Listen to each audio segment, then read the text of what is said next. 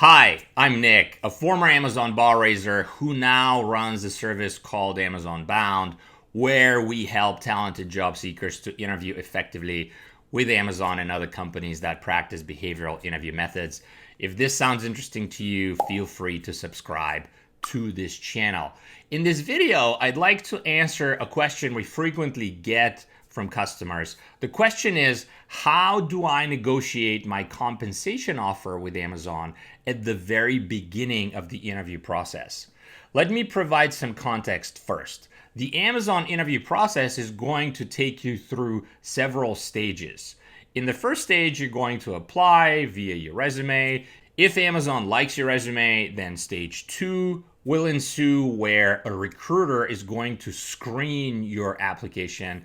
He or she is going to have a video call or a phone call with you and ask you qualifying questions. Provided you clear the recruiting screen, you will be next screened by the hiring manager or somebody on the team. That's stage 3 of the interview process.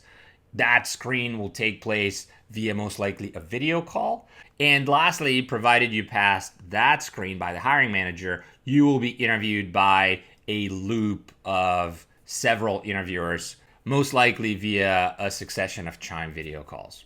So throughout this sequence of stages, in stage 2 of the recruiter screening you, the recruiter is likely going to ask you how much money you expect Amazon to pay you if Amazon decides to hire you. The recruiter is going to ask you this question either in an email to prepare for the screening call or during the screening call itself. And it's important to know how to respond to this question. Obviously, you know best what your monetary situation is and you know best how to answer this question. But at a high level, I would suggest you consider one of two options in how to respond.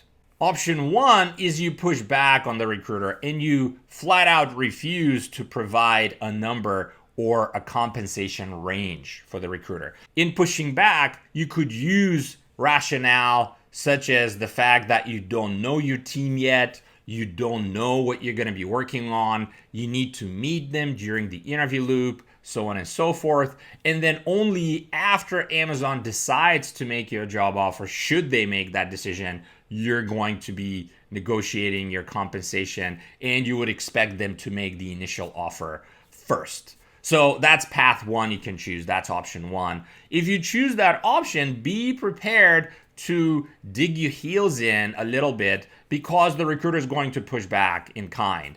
And they're going to try to at least pin you within a certain range before they start the process.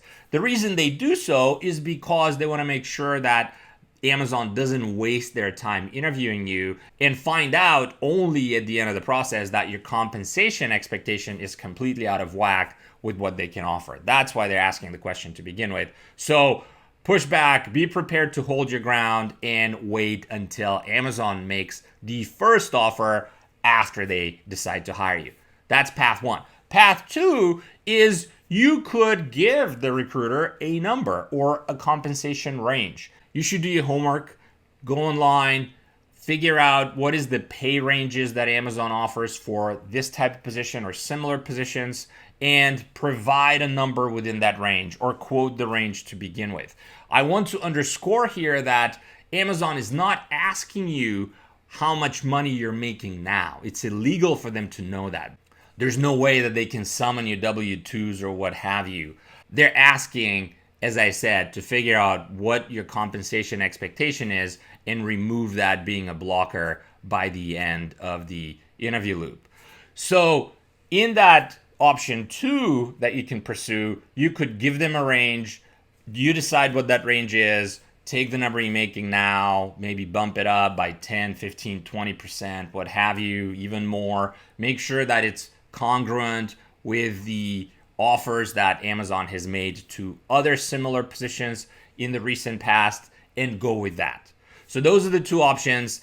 I should also clarify that I wouldn't spend too much time being stressed out about what number to give Amazon at this early stage. The reason why you shouldn't sweat that initial compensation conversation is that no matter what number you provide to Amazon, provided that the number stays within their range roughly, the compensation negotiation resets when they make you the higher offer. That's when the negotiation starts for real. That's when it matters how you approach that process. Reach out to us at that time. We'd be happy to connect you with a number of agencies who help customers negotiate their offers with Amazon and other companies. I hope this has been helpful to you. If it has been helpful, feel free to subscribe to this channel, ask us questions, stay in touch, keep us up to speed with your Amazon interview journey, and best of luck. You've got this. Bye.